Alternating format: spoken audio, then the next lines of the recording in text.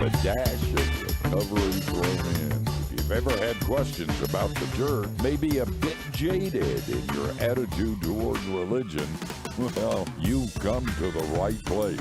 Our host, he was an honors philosophy student, ordained a Presbyterian minister, planted 3 churches, taught at a prestigious university, but now he's just an aging curmudgeon who never quits asking the question why.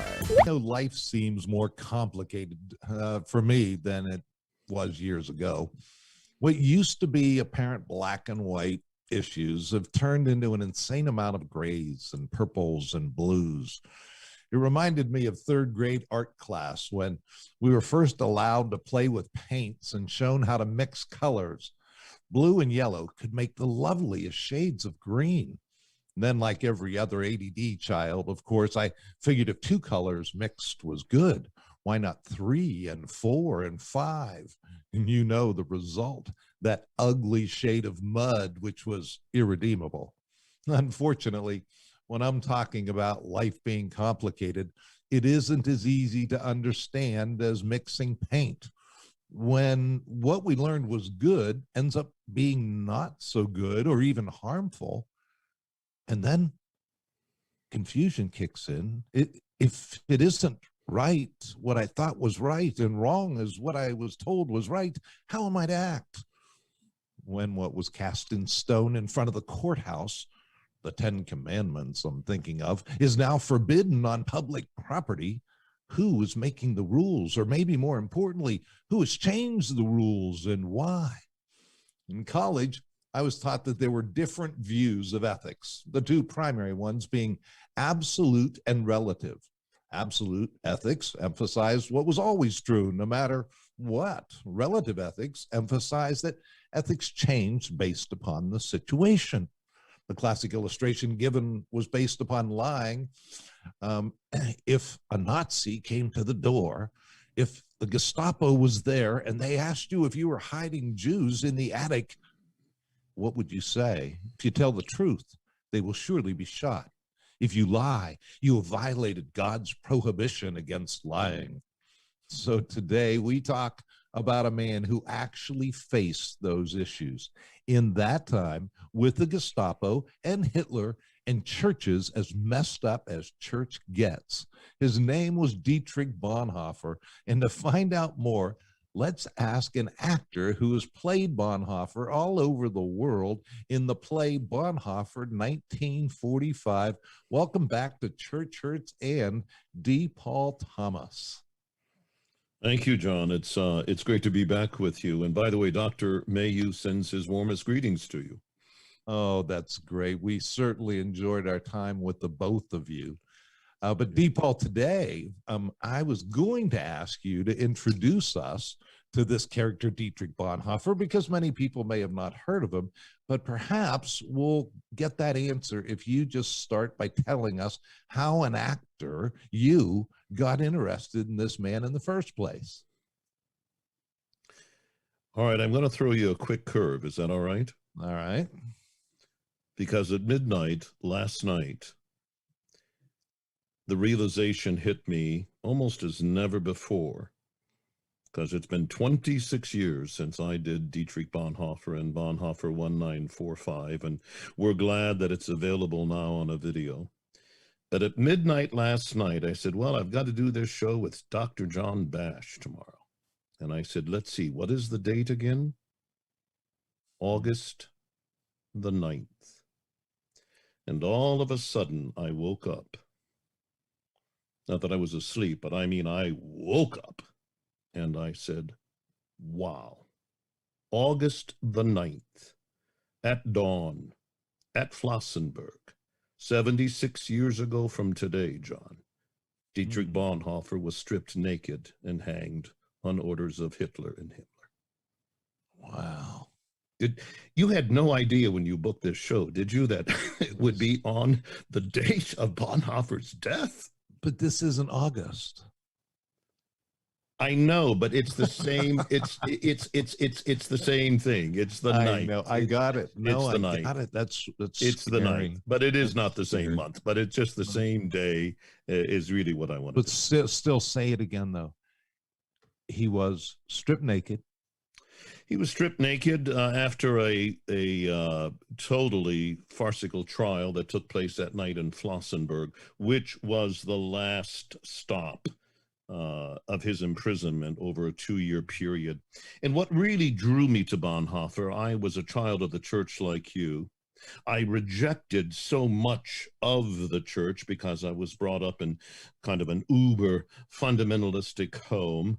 And particularly here in the heartland, you know, the old adage was, I don't smoke, I don't chew, I don't go with girls that do, et cetera, et cetera.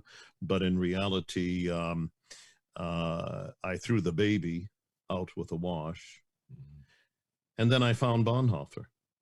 And Bonhoeffer spoke to me in a language that gave me again a greater accessibility to the faith, and really was instrumental in a complete renaissance of my Wait, faith. but you were a church kid.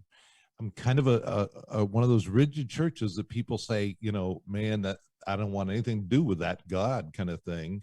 And you were already an actor, right? You'd become an actor. I mean, that's real rebellion from that scene. Well, it was, and initially I had prepared to go into the ministry, and then just boom, threw it all away and fled to the wicked ways of the stage. But we spent over 5 years in Bonhoeffer, in all of his works. We traveled to Germany. We took sort of the Bonhoeffer path from Tübingen, eventually to Buchenwald, eventually to Flossenburg, sat there. But our listeners don't know who we're talking about here. I mean, give me the fundamentals. What about Bonhoeffer got you so interested? Other than the fact that he was stripped naked. By the way, that whole notion of being stripped naked as part of the ultimate punishment is a very historic way of humiliating people before their death. Is to literally have them totally uncovered, and so here they are about to die, and yet they have to humiliate them first. But so anyway, what caught your attention about this man at that time in history? Well, I think as a thespian and as a dramatist, it was the very dramatic nature of his life more than the theology of his life initially. It was the fact that he was a man of action, that he was a man who didn't just talk about the faith, but eventually realized, particularly with the advent of the confessing church, that he would have to participate fully in his culture and society, reflecting what his faith mandated from him. And so we see so many people today who claim to be almost prophetic. They feel they have a prophetic ministry. Well, half the time, the prophetic ministry is nothing more than a collusion with whatever is in the zeitgeist and the popular culture. If they can stay one step ahead of the popular culture, they feel they're being prophetic. Well, Bonhoeffer was just the opposite. In so many ways, he was anti-cultural in relationship to the opposition he gave to the evil that he saw. So it was the fact that his life was a dramatic life. His life was a life of action. His life was a decision to act, and to act boldly, and to act, yes, in gray areas that you speak about in terms of, oh my goodness, I'm now being asked by my brother-in-law and my brother, Hans von Dohnanyi and Klaus Bonhoeffer, to participate in an assassination attempt on Adolf Hitler. Wait, we can't get there yet. So we're talking about a man who was a preacher, was a theologian in, in the late 1930s in Germany, right? So life's just going fine for him. He's a pastor and a theologian at a major university and so forth. And then Hitler comes, and I just pictured Depot. I don't know about you, but the profound thing to me about that time was, and this is church hurt. So part of the reason we can look back at the church, the established church at that time was largely co-opted by Hitler, wasn't it? Well, thousands of pastors throughout Germany took the oath. I swear before God that I will be true and obedient to the Führer of the German people and state, Adolf Hitler. And I pledge myself to every sacrifice and every service on behalf of the German people, such as befits an evangelical German. Wow. Imagine that. Hey, by the way, as we're talking about Bonhoeffer, you can break into items of the play anytime that you want. Well, then let me do it right now. Let me do it right this second. Go. Heil Hitler. Sieg Heil. Heil Hitler. Bonhoeffer writes, in submission and obedience, we Germans have seen the meaning and the greatness of our lives. We have sacrificed our personal wishes and all our ideas to the task to which we have been called, looking upwards not in servile fear, but in free trust, seeing in our task a call, and in our call freedom. But in this, we misjudged the world. We did not realize that our submissiveness, self-sacrifice, and obedience would be exploited for evil.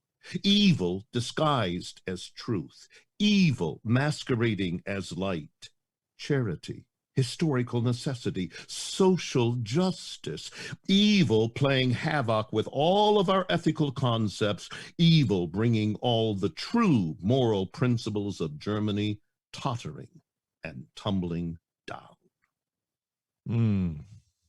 I can't, when you get into this, Deepo, I know you told us about this before when you were here, but I'm still picturing when this was off Broadway, the lady who unexpectedly ends up in the front row. She's expecting a night in Manhattan, and she ends up hearing this kind of stuff. I wonder if it changed their lives, Well, you never know. Bonhoeffer has had such influence and has, I think, been used by God. And forgive me for imposing the 9th of this month onto April the 9th, but somehow I just found the correlation being the same day rather than the same month. Oh yeah, no, I was just saying, all of a sudden in my mind, I'm going, what month is it? With this pandemic, it might have been August. Yeah, exactly. But here, look, I just pick on the actor part, because having had the theological training that I have and the church history background, it amazes me when actors do such a good job really researching their material. And in this case with Bonhoeffer, there was a friend of Bonhoeffer's who ended up really becoming his primary biographer. And you actually got to meet him? I did indeed. I was hoping to meet him on my German tour of research on Bonhoeffer, and that's the great Eberhard Bethke, who, of course, is his principal biographer. He was also married to Renata, I believe it was. Yeah, Renata, I'm pretty sure. I want to just double check that. And who was Bonhoeffer's niece. They taught together. By the way, eventually, Eberhard Bethke was imprisoned, but he was over in Orange County for a religious conference, and I had sent him the script in Germany. He had sent it back to me with notations. He set up a lunch. We had a nice 2.5, 3 hour lunch together going through the script. And most of his comments were complimentary. Occasionally he would tweak this, tweak that, but he was quite adamant, John, when he came to a section in the play in which I had the confessing church singing, "A Mighty Fortress is Our God." And he went, "Oh no, no, no, no, no, no. We would never sing this at the confessing church in 1935, 36, 37, 38. I said, why is that? I said, why? He said, because this is the church triumphant, the church victorious. He said, and we just wanted the church to survive. We wanted the church to become the servant church again. We wanted the church to become the confessing church again. Yeah, we've talked before just even about that hymn where it is one, Luther is one that everybody wants to embrace as theirs. Even Paul has mentioned in the Roman Catholic Church that he has the Luther's Mighty Fortress is in the Catholic hymnal. And Yes, yeah. and so everybody kind of wants to, associate with Luther. The same thing's really true with Bonhoeffer. I mean, we've said that about C.S. Lewis as well, but Bonhoeffer is the same way because his story is so powerful of really this preacher, this theologian who has to ask the question, what do we do when the government really turns on you? But it doesn't just have to be the government. What do you do when you have evil personified for you? And with all the things we disagree about today, one might say, you want to get universal agreement, you bring up Hitler, right? I mean, that is the personification of evil. But Bonhoeffer ended up dealing with it, writing in the midst of it, dealing with others at the time. How did he end up really getting involved in a plot to actually kill Hitler? As a pastor and theologian, can't imagine being involved in a murderous plot. Well, Hans von Dohnanyi was his brother-in-law also. That was his brother-in-law, rather, and married to one of his sisters. And he was a high member of the Abwehr, which was the intelligence wing of the military. Mm-hmm. It was actually started, during the Weimar Republic. And he was working for Admiral Canaris at the time. And within the inner circle came several of the leaders of not just the well-known July 20 plot against Hitler, but previous assassination attempts, including one that Bonhoeffer was participant in. We think probably he may have even driven the car that took the bomb to Hitler's airplane. And so Gerhard Leibholz was Jewish. She had helped Gerhard and Bonhoeffer's sister escape Germany. Subsequently, his brother became president, I believe it was, of Lufthansa Airlines, Klaus Bonhoeffer. And Klaus and Admiral Canaris and Hans von Dohnanyi, by the way, whose son was the great Christoph von Dohnanyi, conductor of the Cleveland Symphony Orchestra, that was Bonhoeffer's godson. They all brought Bonhoeffer into the conspiracy. Mm-hmm. In the middle of that, I want to stop for a second. I get so wound up with this stuff, Deepal. Just for our listeners, Bonhoeffer1945.com is where people can get hold of this. And it's no one's going to be able to spell that, but it'll default to it on Google. I tried it, but it's Bonhoeffer, Bonhoeffer1945.com. Also mention that if you would go to churchhurtsand.org, if you'd like to be part of our this is Church Hurts and we talk about life kind of after that church hurts part. I'd invite you to join us. What we do is encourage others, particularly even pastors and people in full-time Christian ministry who've been hurt by the church, like so many of us, and are looking to get into that and life as well. And what we do takes a little bit of money, and we'd like to ask you to be on our team. We partner with Standing Stone Ministries in doing this. And you can find out all about it at churchhurtsand.org. But if you could just give a little bit or give regularly, we would really, really appreciate it. So, Deepal, with that, and I know you really, you're a supporter of what we do, and you know what it's like to get hurt in the church itself when the church messes up. And here in Germany, the church messed up bad, but Bonhoeffer was doing this with other people. He wasn't doing it alone. I remember, I read in high school, I read Bonhoeffer, and a lot of his work talks about how we interact with other people, what it means to be a Christian fellowship. What have you learned from that?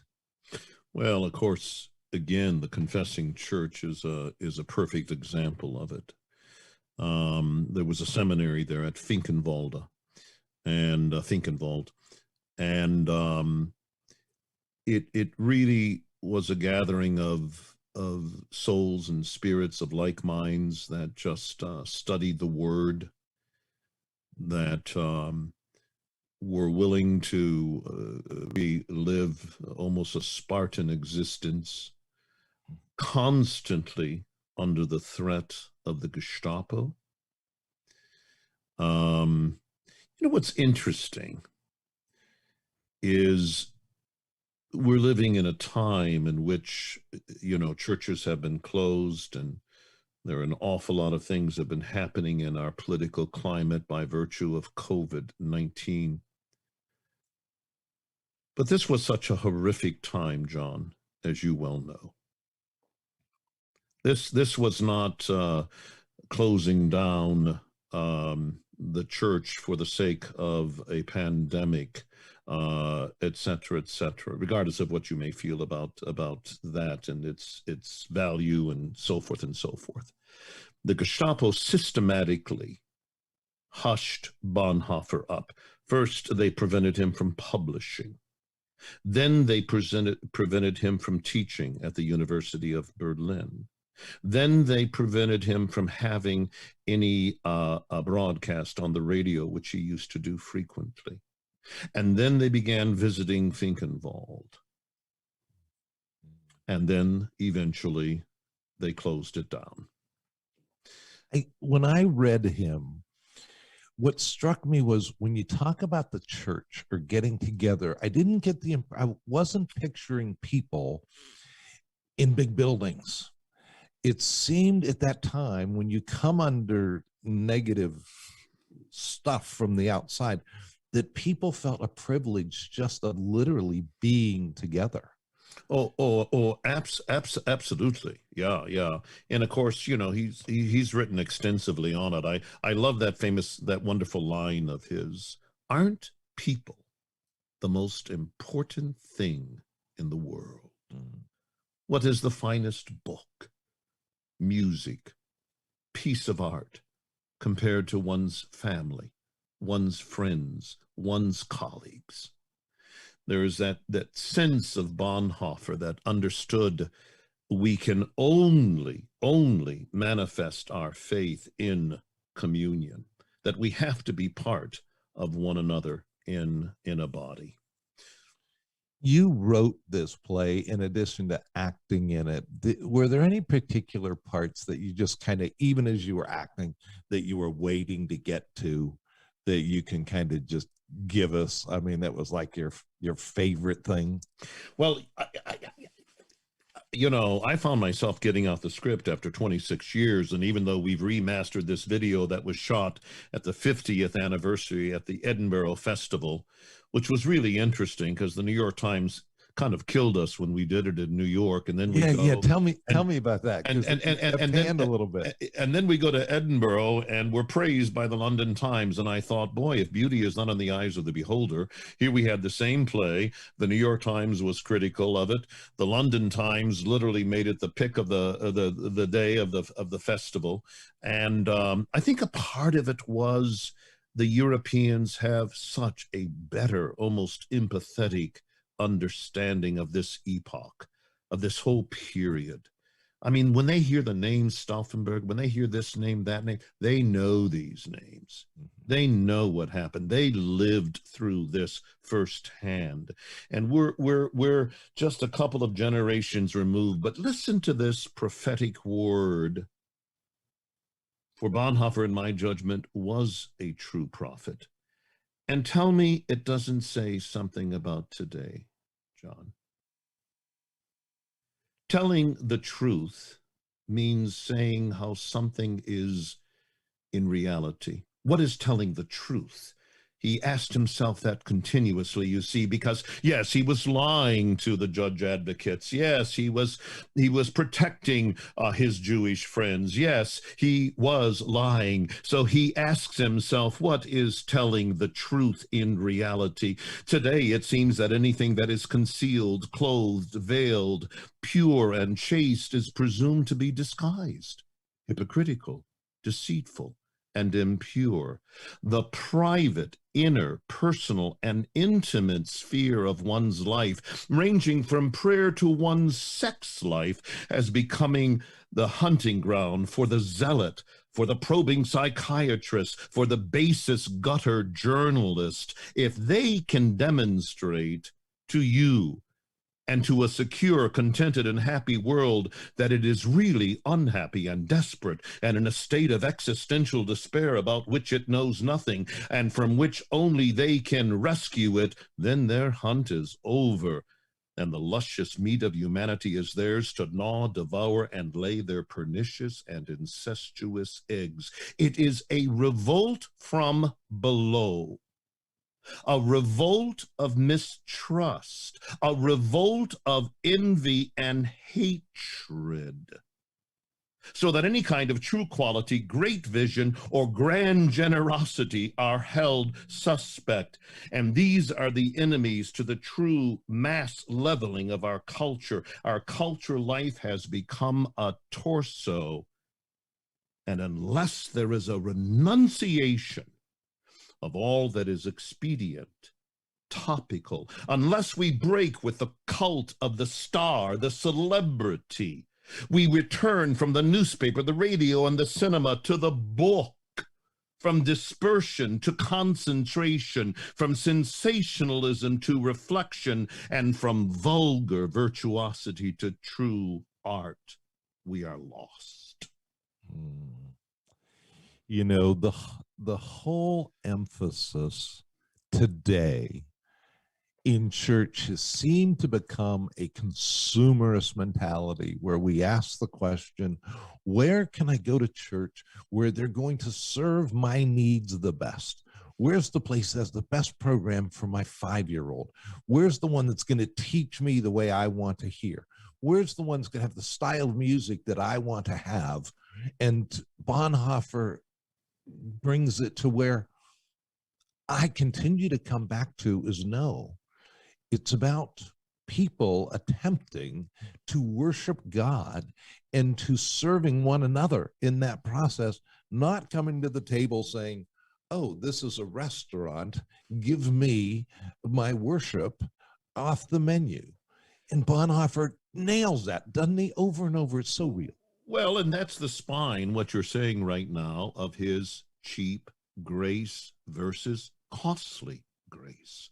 The cheap grace of just being fed, being served. No, remember the great other line. I think it's from the letters and paper. When Christ, letters and papers from prison. When Christ calls a man, he bids him come and die. I encourage everyone, and I have to wrap up here. Paul, you and I can talk forever, and I love our talks. You know, you have so much to offer, and you challenge my thinking always. But thank you. Encourage people to go out and look at this. Let me just close here.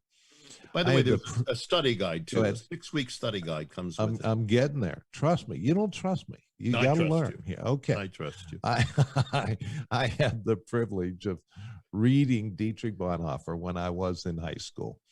And I did it with a few other teenagers who were chosen to be leaders at camp. The book was called Life Together, and I recommend it to anyone who is listening. It's an excellent way to ponder what really matters in life, even though you might not give it to your teenager. It was a little difficult. Theology may sound like a big word, which simply means a study of God. It used to be the primary course of study when colleges were first created. If one had the privilege of higher education, what could be more important to study than God himself? And so they did. As the centuries passed, our curiosity expanded and we became more aware of the vastness of God's creation and how much could be learned if we really focused on science and art and history. And so while theology remained primary for a while at these newfangled universities, before long, we started asking, do we really need God? Look at how much we know about other things without looking to God at all. For many of us, our lives have taken a similar path. When life was going well, there wasn't much time for God, church, or prayer. But when the rain comes, the storms hit, life finds disease and abuse and loneliness and addiction and rejection and all the other things. Life without God makes less sense. It's been said it's hard to find an atheist in a foxhole. As we live in a day where fewer public meetings are being opened with prayer, where Christian symbols are being kicked out of the public square, I find it interesting to note that hospitals and convalescent facilities aren't following the trend. Don't wait until your neighbors are being taken into jail, put in railway cars to go to mysterious camps to ask God what life is really about. And if you want to get ahead of the game, grab a few friends and do a little book club one night a week. The book is called Life Together. It's only $10 on Amazon. Or grab Eric Metaxas' work on Dietrich Bonhoeffer, pastor, martyr, prophet, spy. Of course, you could really make it easy, and in your first meeting, just put down $9, because then you can sit and on the TV watch D. Paul Thomas's great work, Bonhoeffer, 1945. It even comes with a 6-week study guide. There is your deal of the week, which might just change your life. Life Together. Now that is worth a thought. For Church Hurts and this is John Bash. Go and enjoy God today, won't you? Well, that was worth a thought for sure, and brings us to the end of this edition of Church Hurts and. Next week, it's rumored we'll be walking on the edge of controversy, stirring the pot of denial, and finding movement of the divine. Our host, Dr. John Bash, is a shepherd with Standing Stone, a nonprofit ministry committed to caring for pastors and Christian leaders at risk of leaving the ministry prematurely. Come visit us at churchhurtsand.org. Tell us your story while you're there.